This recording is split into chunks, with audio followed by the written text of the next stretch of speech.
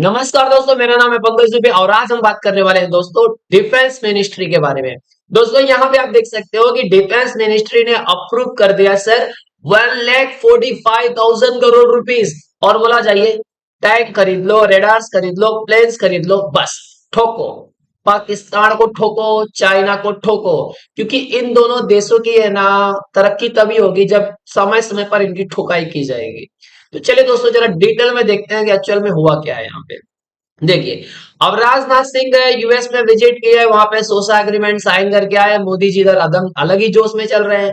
अब मोदी जी की यात्रा पे आप देखने जाओगे तो मोदी जी रसिया, ऑस्ट्रेलिया, पोलैंड, यूक्रेन, अभी रिसेंट में ब्रुनेई, सिंगापुर सिंगापुर गए तो भैया वहां से इन्वेस्टमेंट आ गया 92,200 करोड़ रुपीस का। अब ऐसे अनुमान लगाए जा रहे हैं कि मोदी जी वापस से रसिया जाएंगे ब्रिक्स समिट में। जो अब और उसके बाद इनका जो बोलते हैं ना अगली यात्रा होगी वो यूएस में होने वाली है। और एकदम तगड़ा डिफेंस डील होने वाली है दोस्तों, ट्रांसफर ऑफ टेक्नोलॉजी उसके अंदर इंक्लूड रहेगा। अब एक्चुअल में हुआ क्या है कि अभी आप रिसेंट न्यूज देख पा रहे होगे कि अफगानिस्तान पाकिस्तान का दम चल रहा है बॉर्डर, दम दम दम अफगानिस्तान वाले दम ठोक रहा है पाकिस्तानी को। जितने पाकिस्तानी है ना वह उछल रहे थे, कूद रहे थे, बोलते हैं हमने ये करके बनाया है देश, हम ऐसे हैं, हम वैसे हैं। कुछ दिन पहले आपने देखा कि बलूचिस्तान लिबरेशन आर्मी ने क्या कर दिया था, पाकिस्तान के जो पंजाबी पाकिस्तानी थे उनको ठोक ठाक दिया था। कम से कम 100 से ज्यादा लोगों को पीट पाट दिया था। तो पाकिस्तान तो वैसे कुछ तबाह हो रहा है। लेकिन ऐसे में चांसेस ये है कि भैया कि कब तक चाइना बोलते हैं ना शांत बैठा रहेगा। अब अभी देखिए जैसे कि अभी ये युद्ध अलग ही चल रहा है भाई साहब। अभी आपको देखने को मिला यूक्रेन रसिया चल रहा था, उधर इजराइल फिलिस्तीन चल रहा था। अब आपको ये हो सकता है कि अफगानिस्तान पाकिस्तान का देखने को मिल जाए, क्योंकि जिस तरह से चीजें बढ़ रही है ना, हफ्ते एक दो पीछे पिछले अगर आप जाओ हफ्ते की बात करो, एक दो हफ्ते से जिस तरह से अफगानिस्तान और पाकिस्तान का चल रहा है क्राइसिस, वो कम नहीं होने वाला है, वो बढ़ेगा। तो क्या हम वेट करेंगे कि चाइना आपको बोलेंगे भैया अभी हमारे पास 5th जनरेशन का फाइटर जेट नहीं है, हमारे पास ये नहीं है, तुम अटैक मत करो। हमको तो तैयार रहना है ना भाई हर चीज के लिए। अब यहाँ पे क्या हुआ है दोस्तों, यहाँ पे आप देख पा रहे हो कि डिफेंस एक्विजिशन काउंसिल जो चेयरमैनशिप के अंदर आती है, किसके, राजनाथ सिंह के अंदर, उन्होंने क्या अप्रूव कर दिया, 10 कैपिटल एक्विजिशन कर दिया भैया कि भैया ये 10 चीजें आप क्या कर लो, खरीद लो। तो यहाँ पे हम लोग महत्वपूर्ण 3 चीजें जो यहाँ पे मैं आपको सामने यहाँ पे क्या करने वाला हूँ, शेयर करने वाला हूँ। जिसमें मैंने आपको पहले बता दिया कि जिसके बारे में हम बात करने वाले हैं, टैंक्स के बारे में बात करेंगे, रेडार्स, प्लेन्स और सबमरीन्स के बारे में यहाँ पे हम बातें करने वाले हैं।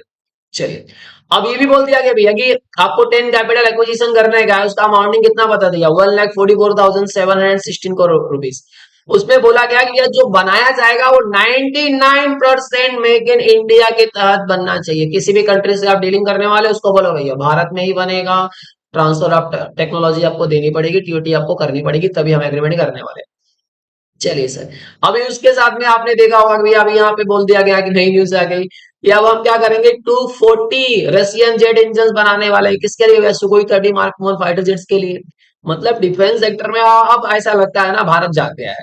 हालांकि मैं आपको एक चीज हम क्लियर बता दूं कि जितना हम कर रहे हैं ना, तो चाइना के अगर पर्सपेक्टिव से जाएंगे ना तो बहुत कम है। चाइना के लिए इतना काफी नहीं है, इसका डबल चौबल अगर करने बैठेंगे ना थोड़ा बहुत मतलब गिरेगा। लेकिन फिर भी जो है उतना करो, अच्छी बात है। अब यहाँ पे क्या होने वाला है, 70,000 करोड़ रुपया किसके लिए लगा दिया गया भैया, वॉरशिप प्रोजेक्ट के लिए। और 50,000 करोड़ रुपया भैया लगाने जाने वाला है 1,700 टैंक के लिए, जिसको हम लोग क्या करने वाले हैं, रिप्लेस करने वाले हैं दोस्तों। जो हमारे पास पहले T-72 टैंक से, इसको हम क्या करने वाले हैं, रिप्लेस करने वाले हैं। अब ऐसा नहीं बोल सकते कि T-72 टैंक ज्यादा बोलते हैं ना खराब है। T-72 ने सबसे ज्यादा युद्ध लड़े वर्ल्ड वाइड, इसने युद्ध लड़े हैं। लेकिन क्या आ गया कि अब समय आ गया कि भैया अब टेक्नोलॉजी इस तरह से बदल रही है, तो इसको भी हमको क्या करना पड़ेगा, रिप्लेस करना पड़ेगा। तो बात ये उठी कि भैया कि चलिए आप पहले सबमरीन के बारे में बात कर लेते हैं। तो यहाँ पे देखिए नेवी का प्रोजेक्ट है 17 ब्राउ, उसके अंदर क्या होने वाले, 7 मोस्ट एडवांस वॉरशिप बनाने वाले हैं। और उसको बनाने का काम कौन करेगा, मझगांव डॉकयार्ड लिमिटेड, एमडीएल और जीआरएससी दोनों क्या करके मिल करके उसको बनाने वाले हैं। तो अब बात उठी, चलिए सर अभी टैंक्स के बारे में क्या होने वाला है।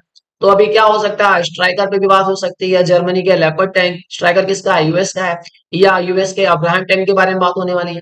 अब यहाँ पे ये तीनों टैंकों को रखा जाएगा एज अल्टरनेटिव, क्योंकि भारत का भी खुद का भी अपना टैंक है। अब इसमें से देखा जाएगा भैया कि कौन ट्रांसफर ऑफ टेक्नोलॉजी के लिए रेडी हो रहा है और कौन ऐसी कंट्रीज हो जो बोलेगा भैया हम भारत के अंदर ही बनाएंगे। तो 99% वाले कैटेगरी में जो आएगा, चाहे वो जर्मनी हो चाहे यूएस हो, फिर उस पर काम किया जाएगा। फिलहाल अभी रसिया से टैंक्स के बारे में नहीं सोचा जा रहा, उसका मतलब ये मत समझो कि रसिया टेक्नोलॉजी खराब है।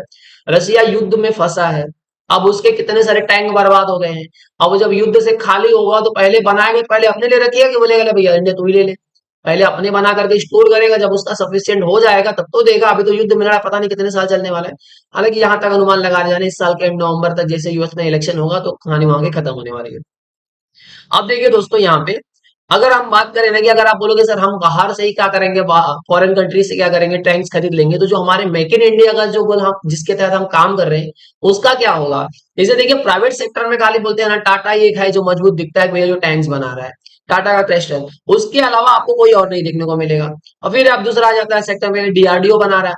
अब डीआरडीओ ने क्या किया, अर्जुन टैंक बनाया, अजय टैंक बनाया, और T-72 जो रशियन टैंक है उसको बोलते हैं भारत के अंदर बनाया गया, जोरावर बनाया गया। अब यहाँ पे बात चल रही है भैया कि T-72 को क्या करो आप रिप्लेस करो। उसके लिए भैया फंडिंग कितना आ गई है, 50,000 करोड़ रुपया। चलिए दोस्तों अब यहाँ पे आप देख सकते हो दोस्तों कि जो हमारा नेवी प्रोजेक्ट है 17 ब्राउ, इसके अंदर हम 7 एडवांस वॉरशिप बनाने वाले हैं। तो उसको बनाने का काम कौन करने वाला है दोस्तों, एमडीएल करने वाला है। और यहाँ पे कौन करने वाला है, जीआरएसटी। अब ये दोनों मिलकर के क्या करने वाले हैं, 7 एडवांस वॉरशिप क्या करने वाले हैं, भारत के लिए बनाने वाले हैं। अब साथ ही साथ दोस्तों बात कर लेते हैं एयर डिफेंस सिस्टम के बारे में। तो हमारे पास दोस्तों बोलते हैं ना एयर डिफेंस सिस्टम की बात करें तो हमारे पास पूरी लिस्ट है। यहाँ पे आप देख सकते हो S-400 summer air defence system, advance air defence system, project कुछ, बराक, आकाश, तो ऐसे बहुत सारे हमारे बोलते हैं ना एयर डिफेंस सिस्टम है। लेकिन जो बोलते हैं ना जो खास दो हैं जो बोलते हैं ना चर्चा में हमेशा रहते हैं, एक तो एक रसिया का जो रसिया से हमने खरीदा S-400, और चाइना को S-300 दिया गया है। और दूसरा कौन सा हमारा आकाश, हम ये ब्राजील को बेचने वाले भी हैं। अभी रिसेंट टॉक चल रही है, देखिए क्या होता है। हमने ब्रह्मोस जैसे बेचा बैलिस्टिक मिसाइल जो हमारी फिलीपींस को, तो इसी तरह से बोलते हैं ना एयर डिफेंस सिस्टम आकाश शायद जो ब्राजील क्या कर सकता है, खरीद सकता है। अब यहाँ पे देखिए हमारे पास S-400 है। अब रसिया ने हमको भैया बोल दिया कि आप हम क्या करें, हमारे S-500 में भी शामिल हो जाइए और उसको हम भारत के अंदर ही बनाने वाले हैं। तो मतलब ये 400 किलोमीटर की दूरी तक बोलते हैं ना, ये क्या कर सकता है भैया कि कोई भी मिसाइल आते देखिए उसको मार करके गिरा देगा। और जो S-500 हम फ्यूचर में रसिया के साथ बना सकते हैं, वो क्या करेगा, 500 किलोमीटर दूरी बोलते हैं ना, कोई फाइटर प्लेन या कोई जेट जा रहा है उसको मार करके क्या कर देंगे, कहानी खत्म करेंगे यहाँ पे। चलिए आगे बढ़ते हैं दोस्तों। उसके साथ ही साथ यहाँ पे ये किया गया कि भैया कि जो प्रपोजल है उसमें ये किया गया कि इनहेंस करना है हमको कैपेबिलिटीज किसकी, इंडियन कोस्ट गार्ड आईसीजी का। अब यहाँ पे क्या होना है कि हम प्रोक्योरमेंट करने वाले हैं किसका, डॉर्नियर 228 एयरक्राफ्ट। ये देखिए ये आपका डॉर्नियर है। अब यहाँ पे क्या होने वाला है कि ये क्या है, एक next generation fast patrol vessel है जो क्या कर देगा, एक रफ वेदर कंडीशन में भी एकदम अच्छे से बोलते हैं ना काम करेगा। ये next generation offshore patrol vessel है।